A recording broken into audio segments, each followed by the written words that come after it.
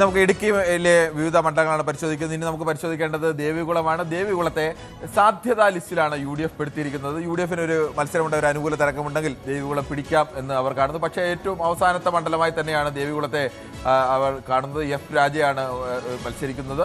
അവിടെ നേരത്തെ LDFിലേക്ക് വന്നു കഴിഞ്ഞാൽ ദേവികുളം അവർ ഒന്നാമതായി തന്നെ വിജയിക്കും എന്ന് രാജ ഒന്നാമതായി വിജയിക്കുമെന്ന് LDF ഉറപ്പിച്ചു വിശ്വസിക്കുന്നു. അവിടെ യാതൊരു സംശയവും LDFിനില്ല. അങ്ങനെ ദേവികുളത്തിൽ ഏതെങ്കിലും തരത്തിൽ ഒരു അട്ടിമറി ഉണ്ടാവും എന്നൊരു പ്രതീക്ഷ, അങ്ങനെ ഒരു ആശങ്ക പോലും അവർക്കില്ല. പക്ഷേ UDFിനെ സംബന്ധിച്ച് അങ്ങനെയല്ല. UDF ഏറ്റവും അവരും അവസാനമാണ് കാണുന്നതെങ്കിൽ അവരൊരു സാധ്യത എന്ന നിലയ്ക്ക് തന്നെ ദേവികുളം കാണുന്നുണ്ട്. ദേവികുളത്തിനൊരു പ്രധാനപ്പെട്ട പ്രത്യേകത, ദേവികുളത്തെ ദീർഘകാലം പ്രതിനിധീകരിച്ചിരുന്ന S രാജേന്ദ്രൻ തവണ മത്സരിക്കുന്നത് CPM നേതാവായ S രാജേന്ദ്രൻ മത്സരിക്കുന്നത് 2001-ലും 2006-ലും കഴിഞ്ഞ 2021 അതിനു മുമ്പിലുള്ള 3 തെരഞ്ഞെടുപ്പുകളിലും വിജയിച്ച S രാജേന്ദ്രൻ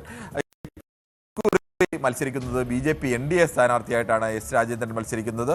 കഴിഞ്ഞ തവണ വിജയിച്ച രാജയും F രാജയുമാണ് LDFിൻ്റെയും UDFിൻ്റെയും സ്ഥാനാർത്ഥികളായി വരുന്നത്.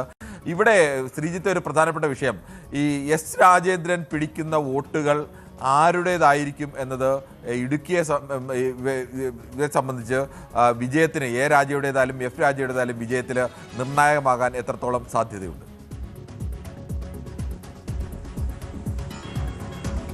കിരൺ, അത് പ്രധാനപ്പെട്ട ഒരു ഘടകം തന്നെയാണ്. നമുക്കറിയാം, ഒരു MLA ആയിരുന്നവർ, അവർ ജനപ്രതിനിധികൾ എന്ന നിലയിൽ താഴെത്തട്ടുള്ള ജനങ്ങൾക്ക് ചെയ്തിട്ടുള്ള സഹായങ്ങൾ, വ്യക്തിപരമായ ഇടപെടലുകൾ, തോട്ടം മേഖലയിൽ അടക്കമുള്ള, നമുക്കറിയാം രാജേന്ദ്രന്റെ പ്രവർത്തനം അക്കാലത്ത് അത്രത്തോളം ഇതായിരുന്നു. ഈ കയ്യേറ്റ മേഖലയുമായൊക്കെ ബന്ധപ്പെട്ട ആ ജനങ്ങളുടെ, ആ പ്രദേശത്തെ തൊഴിലാളികളുടെയും അല്ലെങ്കിൽ ഹോട്ടൽ ഉടമകളുടെയും ഒക്കെ പ്രശ്നത്തിൽ ആ തരത്തിൽ നിന്നുകൊണ്ട് ഒരു പക്ഷേ പൊതുസമൂഹം എന്താഗ്രഹിക്കുന്നു അതിനെതിരായൊക്കെ നിന്നുകൊണ്ടാണ് രാജേന്ദ്രൻ അവിടെ പ്രവർത്തിച്ചിരുന്നത്.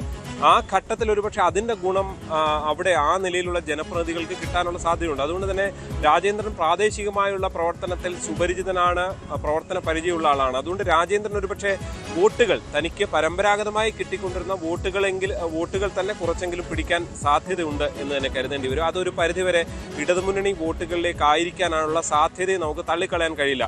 പക്ഷെ അപ്പോഴും നമ്മൾ മനസ്സിലാക്കേണ്ടത് ഇടത് വോട്ടുകളാണ് അത് എന്നുള്ളതാണ്.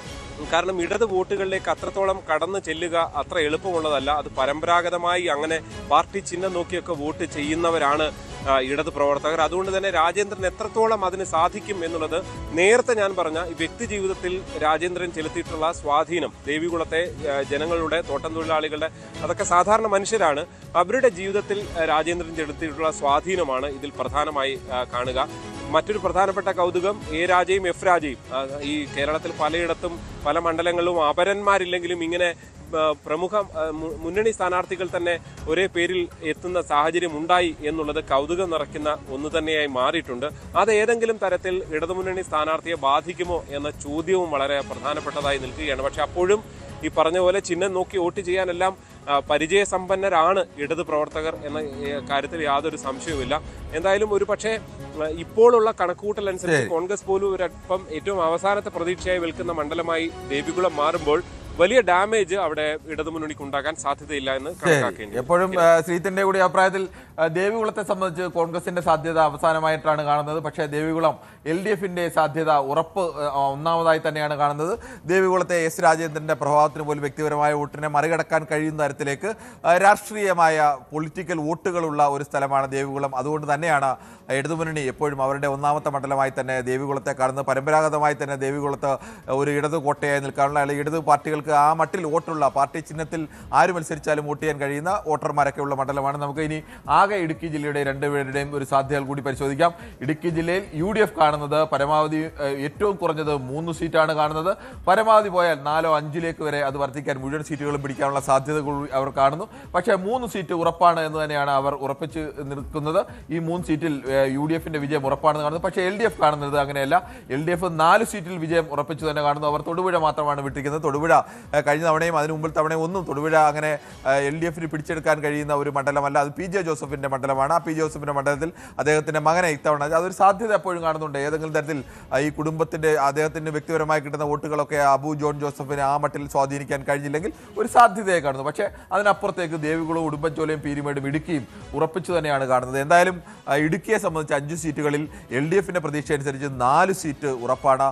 UDFിന്റെ പ്രതീക്ഷയാണെങ്കിൽ 3 സീറ്റുകൾ ഉറപ്പാണ്. അപ്പോഴും അവിടെ ഒരു ചെറിയ മേൽക്കൈ ഇപ്പോഴത്തെ രണ്ടുപേരുടെ കണക്കുകൂട്ടലുകളിലും അവിടെ LDFിന് തന്നെയാണ് ചെറിയൊരു മേൽക്കൈ കാണുന്നത്. പക്ഷേ അതിനപ്പുറം ഒരു തരംഗമുണ്ടായാൽ അട്ടിമറി സാധ്യത UDF ഇപ്പോഴും പ്രതീക്ഷിക്കുന്നുണ്ട്.